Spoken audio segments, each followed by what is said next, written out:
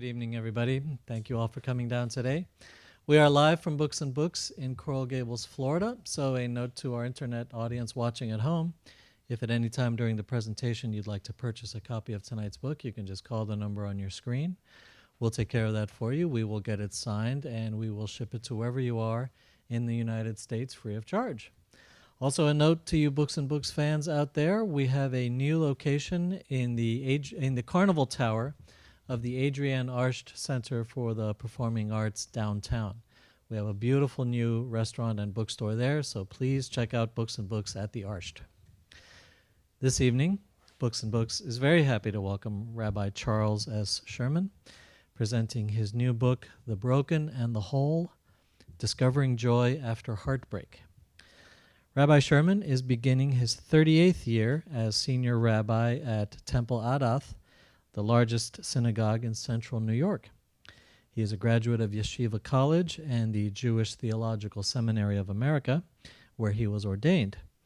In recognition of his accomplishments and innovation, he was presented with an honorary Doctor of Divinity degree from the Jewish Theological Seminary of America. In this book, he tells us of his search for understanding and his discovery of hope and joy after his young son suffered a catastrophic brainstem stroke that left him a quadriplegic and dependent on a ventilator for each breath. The Broken and the Whole is a moving and inspiring meditation on what it means to embrace life after everything you've known has been shattered to pieces. Please give a very warm welcome to Rabbi Charles S. Sherman.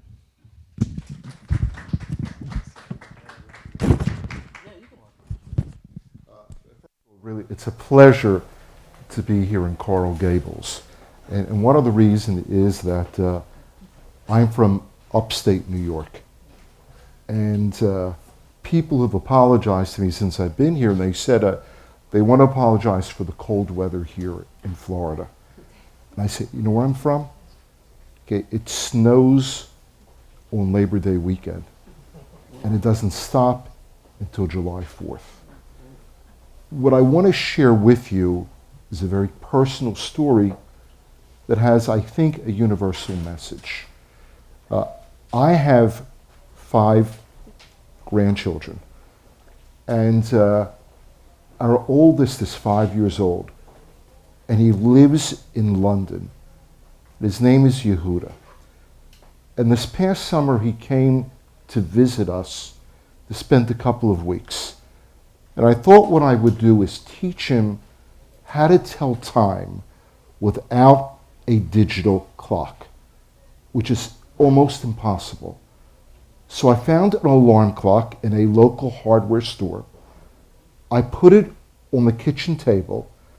I explained to him about the little hand and the big hand. And then I went into the family room to watch a ball game. And every couple minutes, I call into the kitchen and say, Yehuda, it's Grandpa. What's the little hand on? And there was no answer. I said, Yehuda, it's Grandpa. What's the little hand on? And there was no answer. And finally, after 10 minutes, I repeated it once again. What's the little hand on? And then I heard this lovely little boy with a terrific British accent say this. He said, Grandpa Chuckles, that's what he calls me. The little hand is on a chocolate chip cookie. I said, cute. But I remember time is frozen. Not only where the big hand is, but where the little hand was. It was March 13th, 1986. I was 41 years old, and my life was terrific. I was married to my camp sweetheart. I had 4 little kids. We were expecting our 5th in about 3 months. I was the rabbi of a very large synagogue in upstate New York. We had good health. My children had all 4 of their grandchildren children. But then, in everybody's life, there's a but then transformative moments. March 13th, 1986. Our oldest son, Eyal, 4 years old. Did you ever see, remember Buster Brown, what he looked like? Anybody remember Buster Brown? Buster Brown had these delicious little strawberry blonde bangs and chubby cheeks that you just wanted to touch and pinch all the time. That was Eyal. Big boy. He looked like he was going to play middle linebacker for the New York Giants. As a kid, he had all kinds of illnesses, but we were told he would outgrow it by the pediatrician. And then that night, he was restless, couldn't sleep. He spiked a fever. And within 24 hours, we'd gone to a pediatrician, to a radiologist, back to the pediatrician, to the emergency room, to a pediatric surgeon, where he was admitted into a general hospital, to a pediatric floor, taken into the PICU, the pediatric intensive care unit, where we were told he had a lesion not on, but in his brainstem, and he would die in a matter of just weeks. Now, I'm just like everybody else. When someone tells you about your kid, you don't accept the word impossible. This is before the internet. And what I did a search. What do? You ask, it's amazing. This one knows this one, who knows this one, who knows this one. This one, who's a brother-in-law, had the best doctor in the world. This second cousin knows this one and knows this one. And we found a doctor at New York University Hospital who was known as the physician to the hopeless, a pediatric neurosurgeon by the name of Dr. Fred Epstein. He said, bring him down. They did the surgery. They removed a huge portion of the lesion. And then 3 days later, Eyal slipped into a vegetative coma. For days, for weeks, month after month after month. We left all of our children back in Syracuse, New York, in central New York. My wife and I at that time had really a little baby. We left the baby with grandparents. And we sat at his bedside, waiting, wondering if he would ever awaken. And he did. And if we have time, it's an incredible story of how he came out of his coma. A story about validation and personhood and never giving up, and a story about perseverance.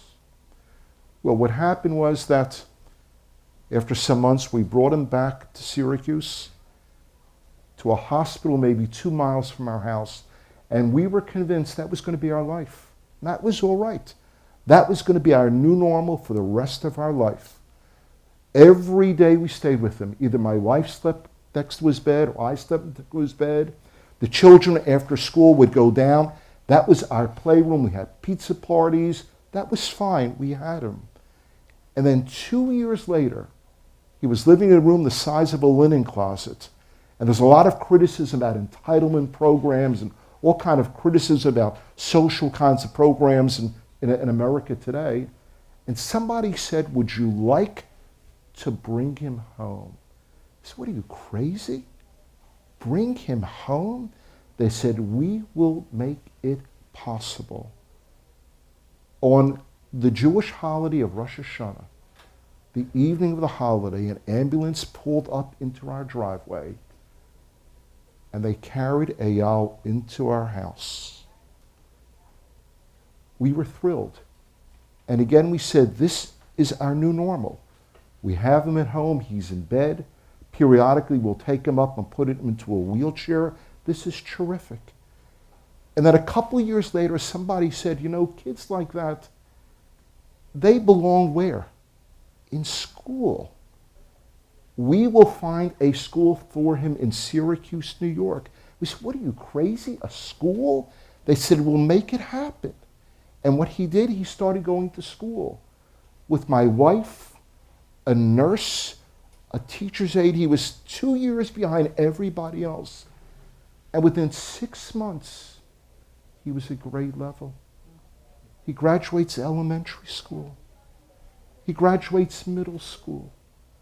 He goes to high school, a tough inner city school in Syracuse. In upstate New York and New York State, those of you from New York, we have what? Something called regents. And he takes regent classes. He's a quadriplegic. He's on a ventilator.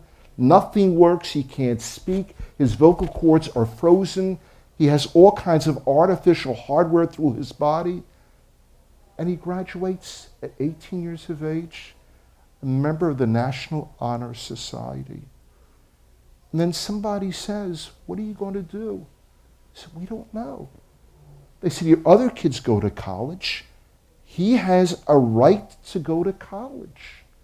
And Syracuse University accepts him. And he's in an 11-year program. In fact, that's what it takes most kids today to go through college. It's 11 years. And he majors in fine arts.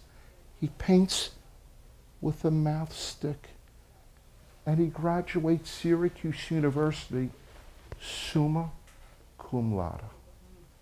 I got to tell you, even though we're live streaming this, no one's listening, okay? I didn't graduate summa. I didn't graduate magna. I didn't graduate cum laude. I just graduated. Eyal today is 33 years old. 33 years old. He lives home with us. He paints. He's active. And he is engaged. And throughout this journey, people have said to me, how do you do it? How do you get up in the morning and smile? How do you laugh again, celebrate again, affirm life? How did your marriage survive? You've got 5 kids, 4 other kids. What happened to them? By the way, most of them went into the family business. I have a daughter who's a rabbi in Philadelphia. I have a son who's a rabbi in Beverly Hills. I have a daughter-in-law who's a rabbi in Beverly Hills. I have a daughter who was in London. And I have our youngest one who's a nurse at Cedar Sinai in California. And people said, how do you do it? Because most relationships are fractured as a result of those kinds of problems that you have to deal with in life. Now, I got to tell you, when people would ask me, how do you do it? My answer was, it's none of your business, because it was something very personal. But then I began to realize what they were really asking me is not how I do it. What they were asking me is what could I be able to survive similar challenges in my life. And I don't mean the illness of a child. It could be a married woman who wakes up one day and her marriage is falling apart. There's no longer love or intimacy. It could be a businessman who has suffered a terrible setback. It could be any one of us that when you grow up, we all have dreams. And there comes a point in time you say to yourself, you know what? This is not exactly that I thought was going to be my life journey. It's very, very different. So what I want to do with you this evening is share a couple of themes, time permitting, that were essential in my own life journey, that maybe you could take something for your own journey as well. One of the first questions people ask is that, Rabbi, how did you regain your faith? How did you regain your faith? And I got to tell you, And asking that question, there's an assumption that what? That I lost my faith. And I got to tell you, I never lost my faith. Now you can say, how is that possible? How can you stand on the pulpit of a large synagogue and talk about the goodness of God and talk about really God is omnipotent and God is wonderful when you go home and you have to face this terrible challenge in your life? How do you do it? You know, I have a good friend, and I'm sure he's been here to speak, and that's Harold Kushner. Harold Kushner wrote the book. Some of you may have read it, called what? When Bad Things Happen to Good People. Harold was very kind enough to write a lovely, lovely endorsement, a blurb on the book. A lovely, lovely endorsement. And Kushner's philosophy is this. I'm going to give you, excuse me for being so elementary, I'm going to give you a class in Philosophy, Theology 101 in about 4 minutes. Not even that. You see, it goes like this. It says, if you believe that God is omnipotent, that God is all-powerful, right? This is Kushner. If you believe that God is all-powerful, and if you also believe that God is all good, so God is all-powerful, right? And God is all good, then how do you explain what? The bad stuff in life. If God is all-powerful and God is all good, nothing bad should happen in life. So what do?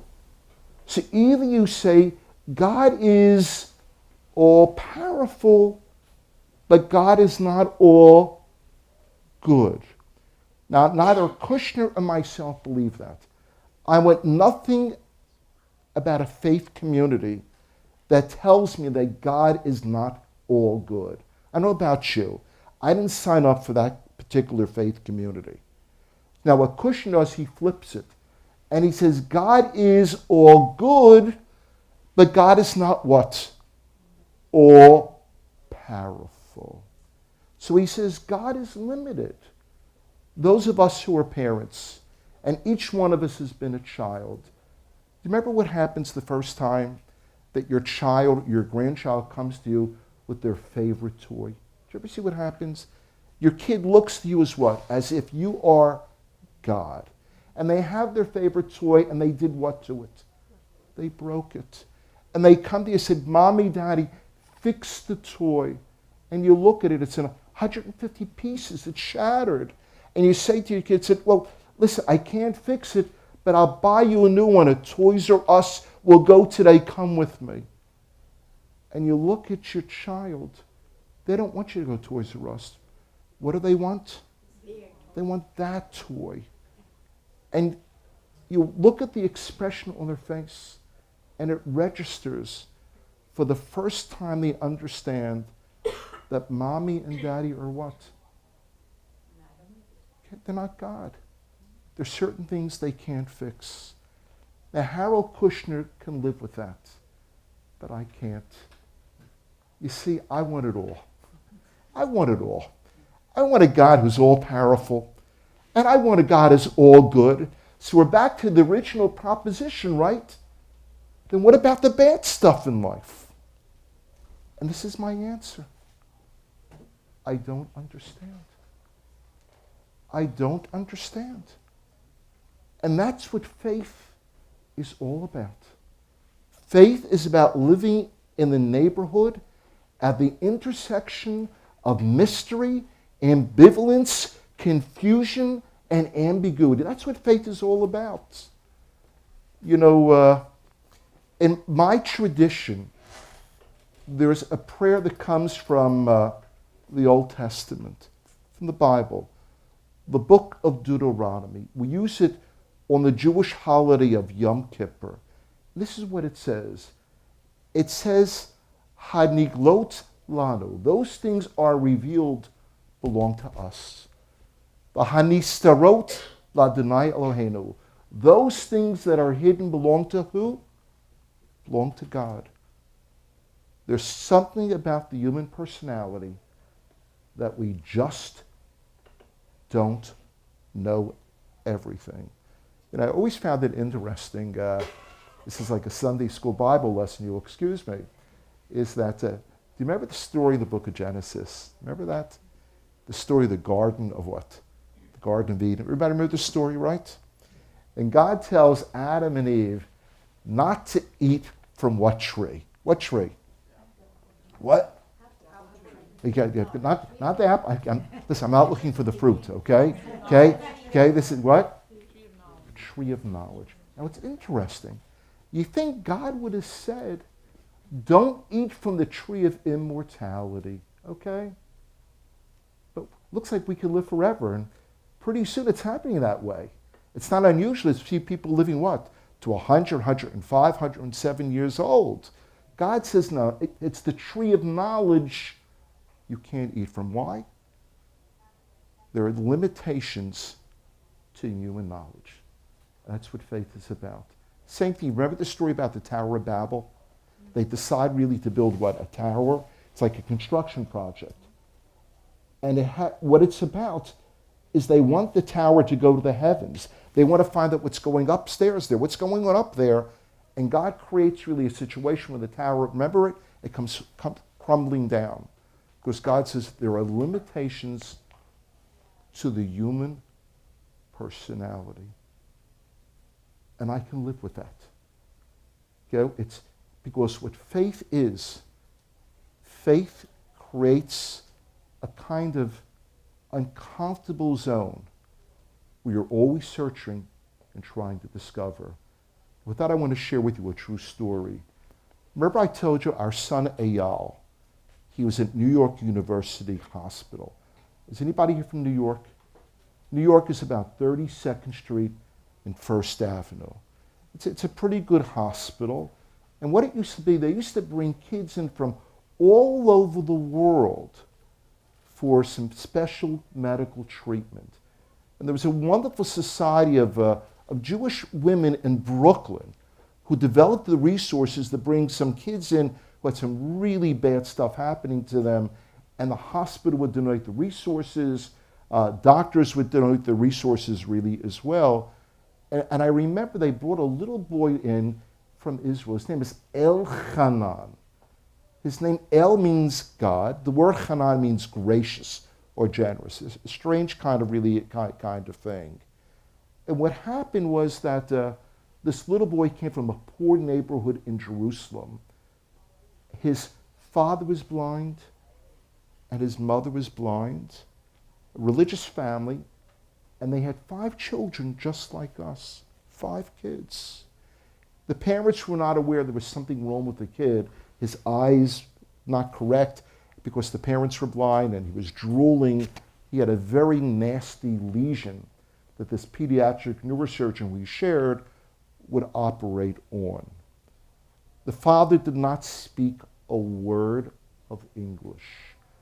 And I reached an age in my life, and I don't know when it happened, but relatively young, where I talk to everybody.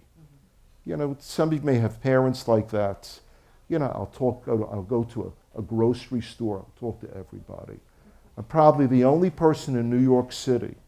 You're probably instructed, did you ever take a subway in New York City? You were told never to do what? Make contact with anybody, okay? Sit and read the New York Times like this. Do not look. Believe it, I talk to people on the subway. So what happened is that I spoke to this man and I developed a relationship with him and I become his interpreter. And I explained to him what the doctors are saying because I speak Hebrew well. I tell him what the doctor's saying, the nurses, the therapists, and everybody else. And then one day I see he walks in and you can tell from his body language something is wrong. I said, Ma Inyan, I said, what's wrong? He says, I've invited to go to Brooklyn for the weekend, for the Sabbath, but I don't want to go because I've never left Elchanan alone. He never did. And I said, listen. I said, Anye Yakan. I said, I'll be here. It's good. Go for 24 hours, and I will look in on him all the time to see how he is doing. And he agreed to go. It's Friday evening as promised. I walked into this kid's room and I saw 2 things. first thing I saw was this. He's lying in bed. Every hospital had, at least in those days, their own particular color scheme for laundry to be identified. Hospitals would send it out, not do it in-house. So New York University, if anyone's a graduate of NYU, it's like a violet color. This is what it was, with a little gold trim. This is what it was, NYU's colors. And what happened was, I take a look, and Elchanan is wearing a hospital gown.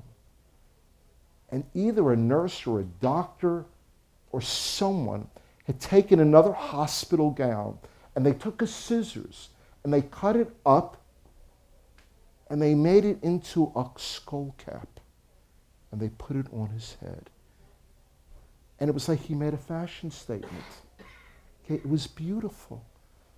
But the thing that really struck me, this is right in terms of the internet and computers, is someone had gotten a roll of paper this big. Elchanan was lying this way. This is a wall. And they stretched probably 10, 12 feet this roll here. And they wrote in Hebrew these words, Ani ma'amin be'emunah shlema. It's one of the 13 principles of a medieval philosopher by the name of Maimonides. And it said this, I believe in the coming of the Messiah. Even though he may tarry, I believe. Now forget theology for a moment, and forget the whole idea of messianism for a moment. To me, the most important words, what was made for that kid, was not I believe, but even though. Even though he may tarry, I believe. And that, folks, is what faith is all about. Of course, I've been there. And I understand that even though I may not understand, I still believe, absolutely believe. Now, the second theme I just want to share with you is the theme of joy. The title of the book is called The Broken and the Whole. What kind of title is that? The Broken and the Whole. Does anybody remember the story of Moses going up to Mount Sinai? Remember that story? And he goes up to this mountain, and God gives him what? The 10. Right, something happened up there. It's like a Mel Brooks movie. Remember what happens? Remember the movie with Mel Brooks? He comes down from the mountain, and he's carrying not 10 commandments, he's carrying, 15 commandments. And he sees the people worshiping the golden calf. Remember that movie? And all of a sudden, Mel Brooks says, he's playing the part of Moses. He sees the people who are sinning against God, and he drops one of the commandments and says, here's the 50, up, here's the 10 commandments. Okay, what happens, they do break. And then Moses goes up the mountain a second time after he gets his life together, and God gives him the second set of tablets. That's all the Bible tells us. Let me ask you a question. What happened to the first set? What happened to the broken pieces? What happened to the broken shards? Nobody knows. In rabbinic literature, they play around with that concept, and somebody came up with this brilliant idea and said they picked up the broken pieces and they put them where? They put them in the Ark of the Covenant.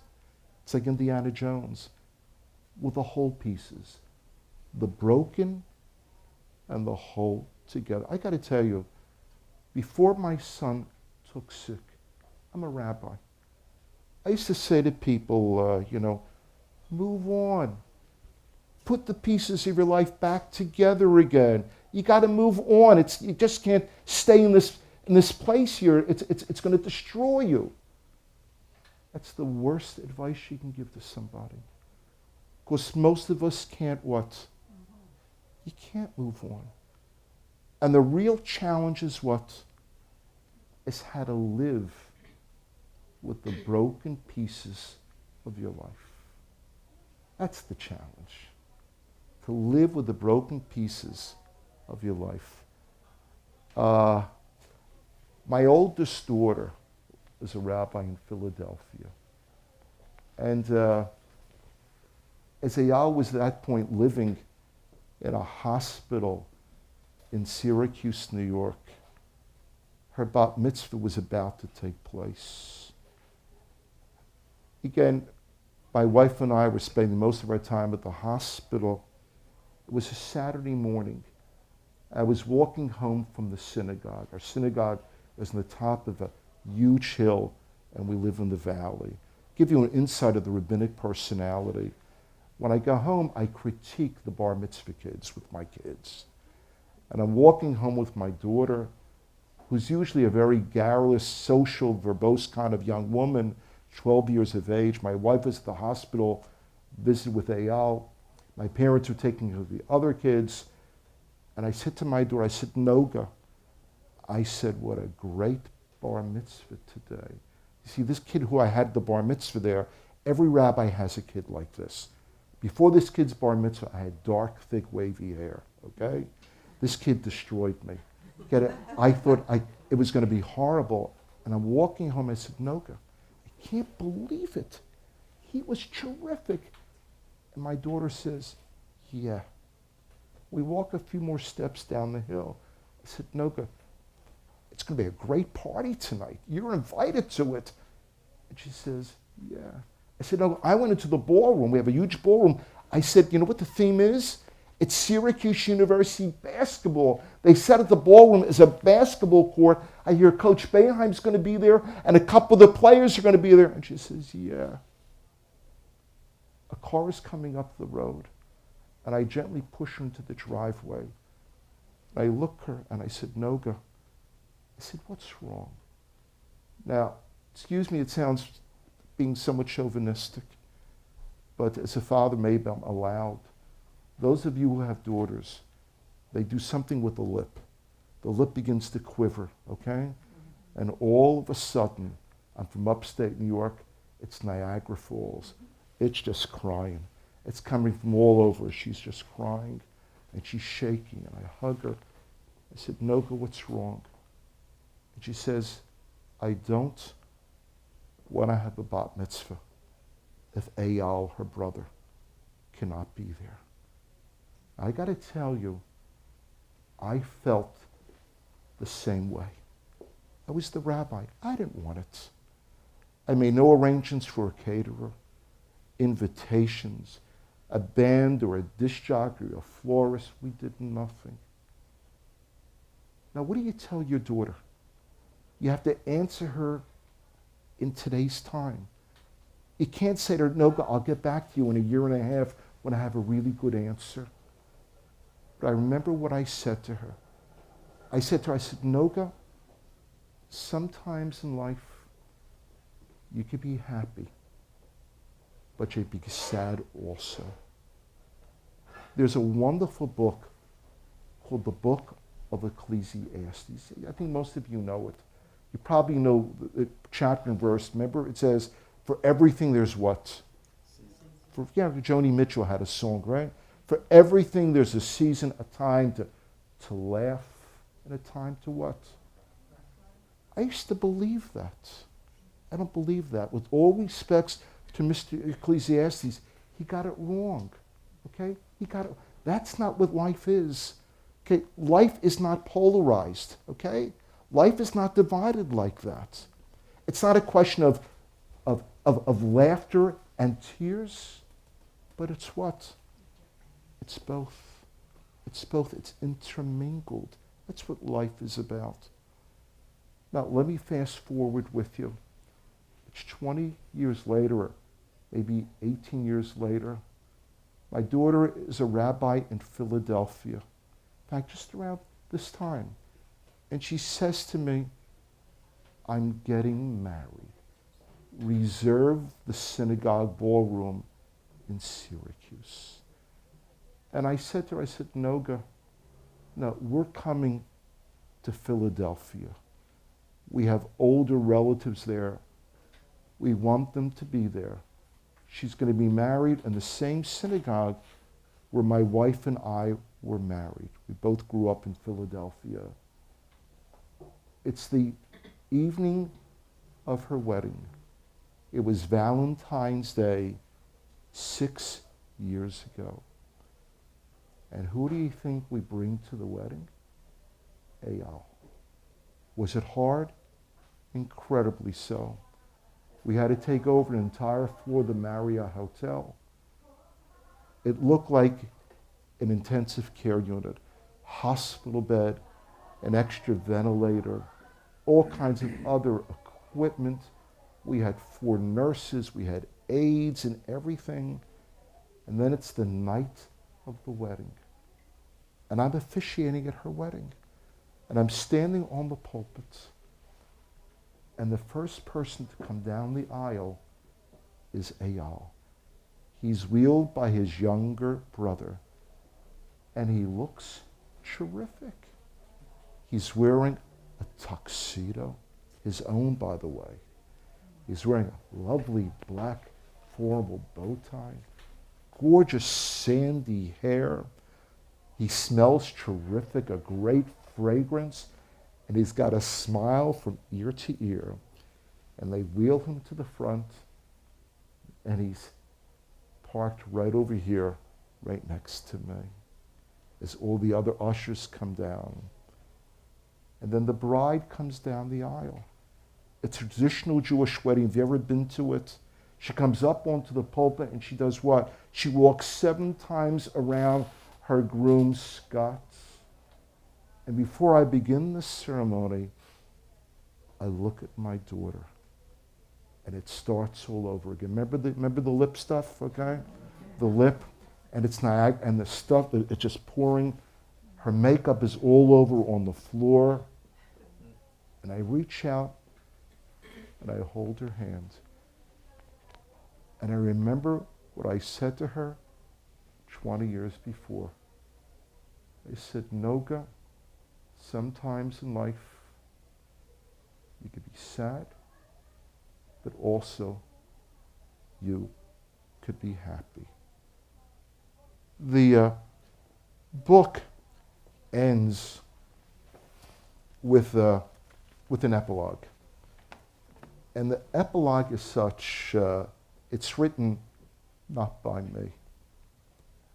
There are no photographs in this book. And the reason there are no photographs in the book, because the story is not about Eyal. I think we all realize the stories is about each and every one of us and the challenges we all face and how we overcome those challenges, learn to live with them. And so Eyal, he wrote the epilogue. Now he wrote it. He writes with a computer, like with a little chin like this. It takes him hours and days to write. What we did not do, if you remember, Stephen Hawking, if you saw the movie and read his book, he has an artificial voice through his computer. We never did that with Eyal because we felt it wasn't natural.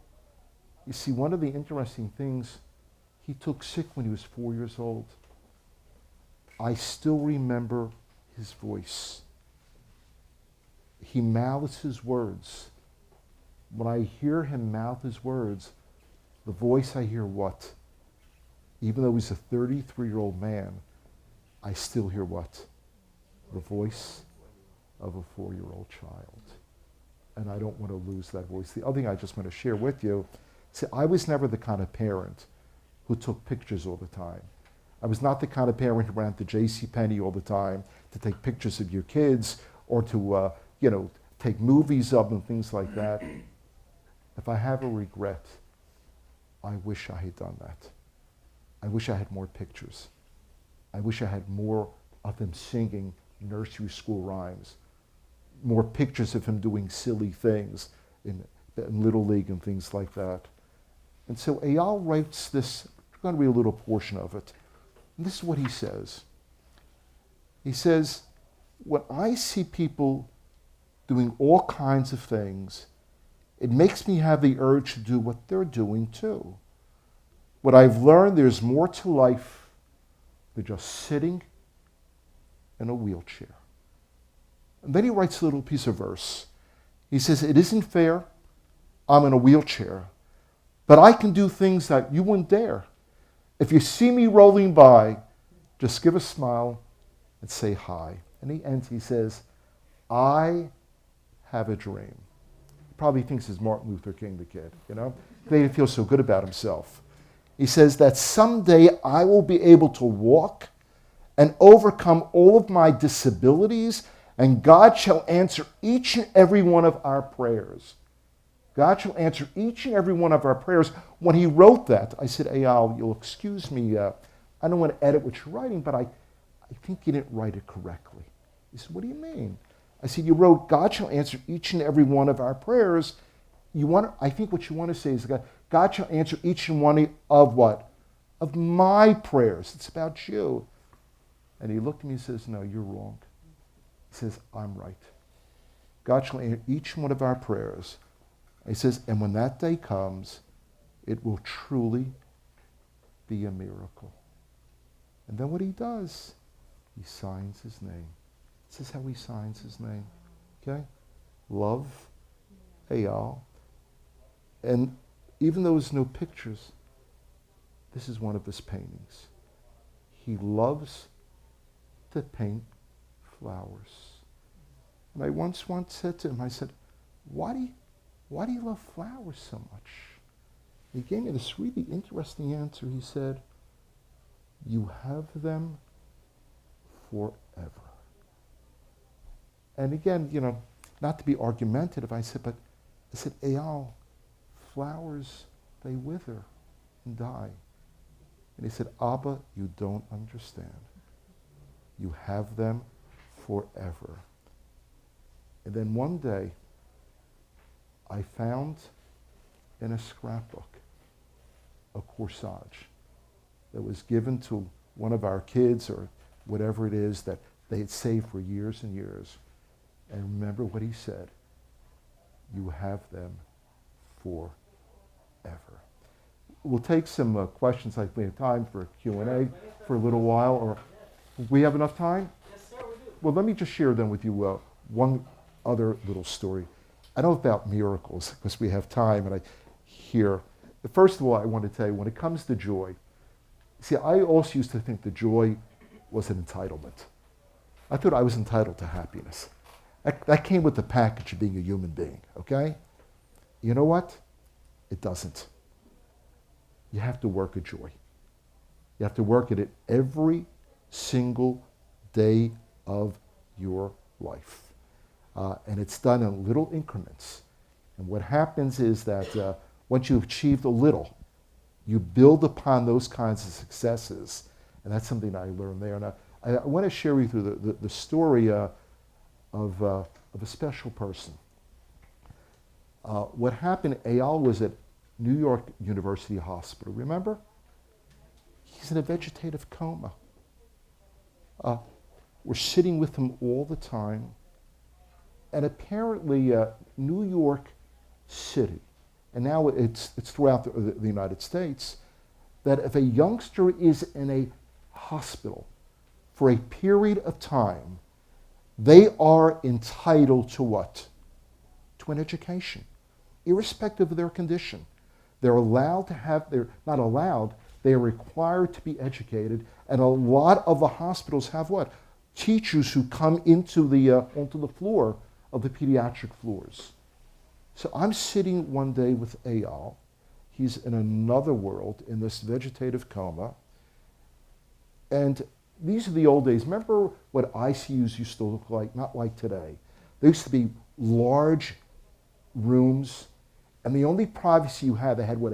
A shower curtain. Remember that? A shower curtain that made it like into a sense of privacy with a cubicle.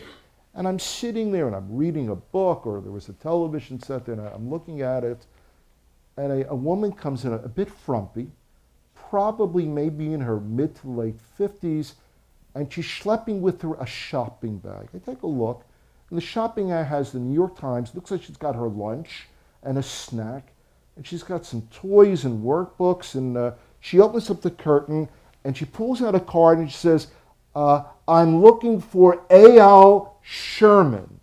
And I said, well, you've got the right room. And I said, may I ask who you are? She says, my name in the book, her name is Mrs. Kravitz. Her real name is Mrs. Rosenberg. And I said, yes.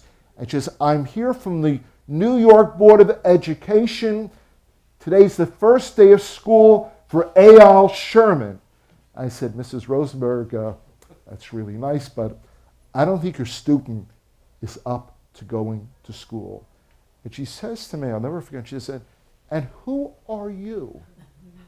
Well, first of all, you don't ask that of a rabbi, okay? We do have egos, and there's a sense of arrogance as well. And I said, I'm his father. And she said, please leave. And she throws me out of the room. And I stand outside, and this woman pulls up a chair next to his head, and she says, we're going to learn about the American Indian. Why? We're from upstate New York. We have the Onondagas, we have the Iroquois, we have the Cayugas, the Oneidas, and she felt, she did her homework, that this kid would relate to American Indian history, the experience from where he's from. Every day she came for an hour and a half and taught him, although he was in a vegetative coma, the only sound he made was this horrible grinding of his teeth. One day she came and pulled out of her shopping bag an American Indian drum and proceeded to beat it for an hour and to do war chants. Doctors came, nurses came, no one knew what was going on behind the curtain. This lady could have done what? She could have sat there and collected a paycheck, eaten her lunch, they read New York Times. And I'm sure there are people who do that. Well, the end of the story of this is Zial emerged out of his coma. And the first thing he said to me was this. He said, who was that lady with the stupid drum? Now, I want to tell you something. It's not about drums. It's about personhood. Validating our humanity.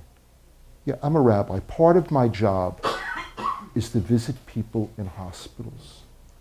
Before my son took sick, before that story, you know what I used to do? I would walk into a room like that, and I never spoke to the patient if they were in a coma. Never spoke to them. I'd speak to the people who were there. I'd speak to the doctor, to the nurses, speak to everybody. I never spoke to the person lying in that bed. You know what I do now? Not anymore. When I walk into that room, I ignore the rest of the family.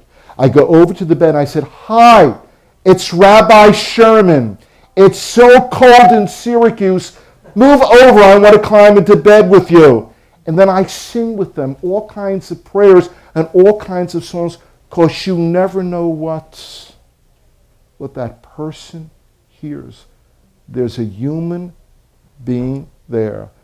And we have a responsibility to validate their humanity.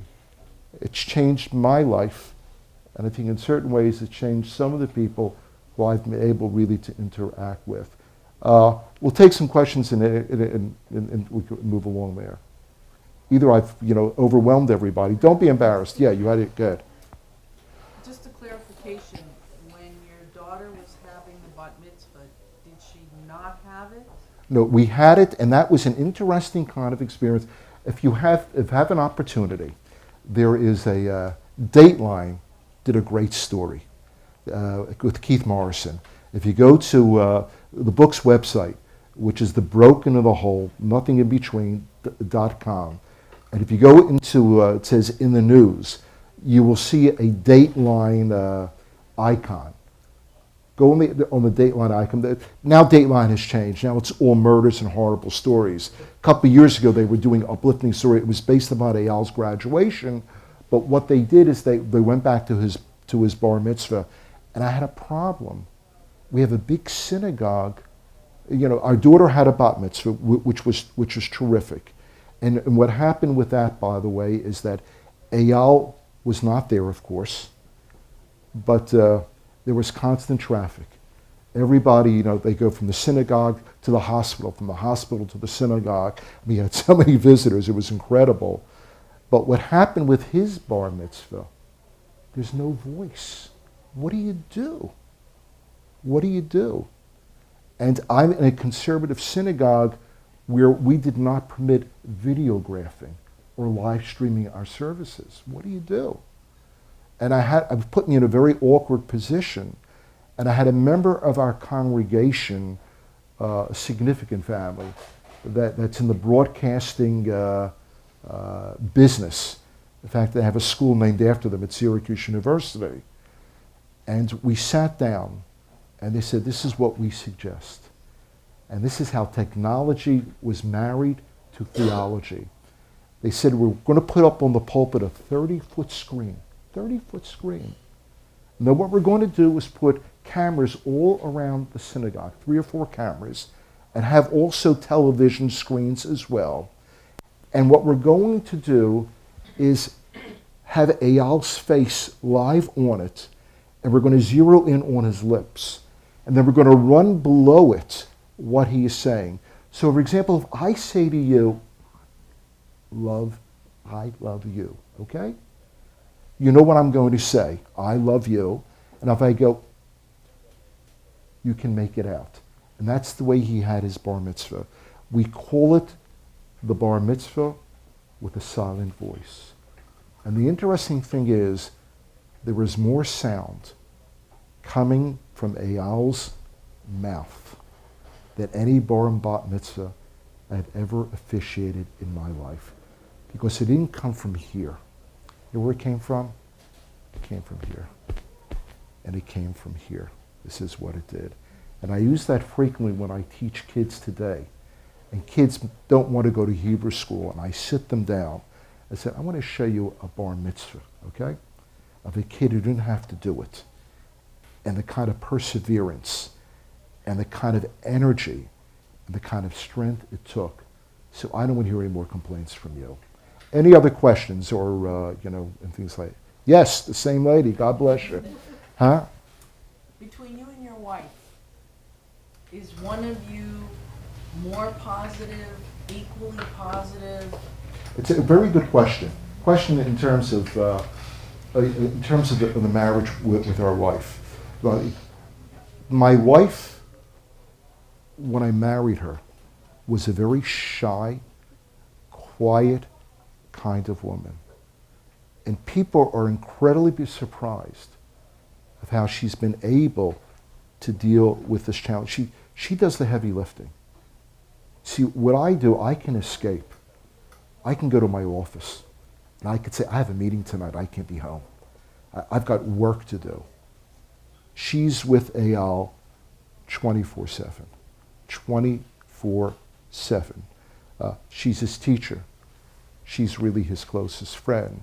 And I think also what you learn is that when you find yourself in a challenge, irrespective of the challenge, there's something within the human personality, which is incredible, that allows you to deal with that challenge. Now, some people will say in terms of the adrenaline that's pumped, I also believe it's emotional, I also believe it's intellectual, I also believe really it's spiritual.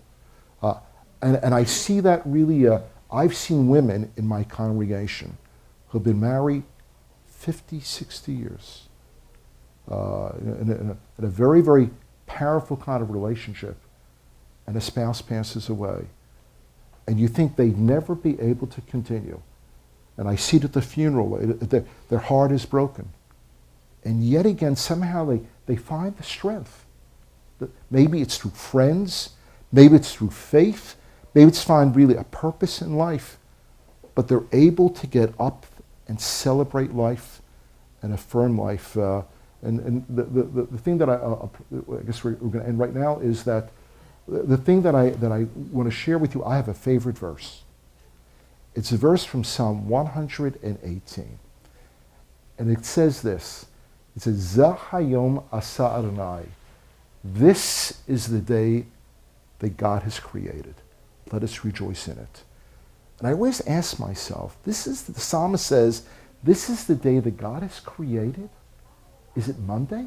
Is it Wednesday? Is it Valentine's Day? Is it Christmas? Is it Thanksgiving? Is it Yom Kippur? What day is it? Remember what it says? This is the day that God has created. See, the way I've been able, give you my strategy. See, I live in the moment. I never used to. I was always a tomorrow kind of guy. When we were told that Eyal was going to die, I used to wear a watch all the time. Okay, my life was dictated by my watch. The moment we were told his life was going to end, I took my watch and I put it in a drawer in my bedroom, and I never wore it again. It's been 30 years since. Time is irrelevant. Okay? And I live in the moment. I don't look behind me. I don't look in front of me. It's not great for driving, by the way, okay? Okay? My accountant is not thrilled with it, or my financial planner. I don't look to the left. I don't look to the right. I live in this moment. And you know what? It's terrific. And the other piece of advice that I give you really is this. In Syracuse, there was one of my favorite billboard signs. Syracuse, New York is smack in the middle of New York State. That's why it's called Central New York. And in the interstate, there is a huge sign for the lottery. I guess what this past week, what Powerball was what? $600 million, and what it was, it's somebody holding a check. You don't see their face, you see two hands holding a check for an outrageous sum of money, like $800 million. But underneath there's a tagline. And this is my philosophy of life. And the tagline says in the bottom, it says, hey, you never know. Hey, you never know. You know what? And they're right. You don't know. And when I hear people sometimes share with me, when it deals with illnesses, and they say that the doctor has given them a prognosis that they have weeks, or they have months, or they have years. Maybe I'm the village fool, but I said, don't believe it. Because what? What does it say on that billboard? Hey, you never know. Enjoy the moment that you have. Thank you very, very much. I appreciate it. Thank you. All right, folks. So, quick reminder for our internet audience watching at home, there's still a few minutes to call the number on your screen. You can purchase a copy of The Broken and the Whole. We will have Rabbi Sherman sign it for you, and we'll ship it to wherever you are in the U.S. free of charge. Also, a note that all of our live-streamed events are archived. So if you don't get a chance to watch it from the beginning, or if you simply like to watch it all over again, you go to the Books and Books website, go to the live streaming link, and anything that we broadcast from here at the store will be saved there for you to watch at your convenience. So for those of you here in the house, we have The Broken and the Whole for sale at the counter in the front room over there. Rabbi Sherman's going to be signing here at the table to the left of the podium, and this was such a great story. Let's thank Rabbi Sherman for sharing that with us. Thank you very much. Thank you, everybody. Thank you.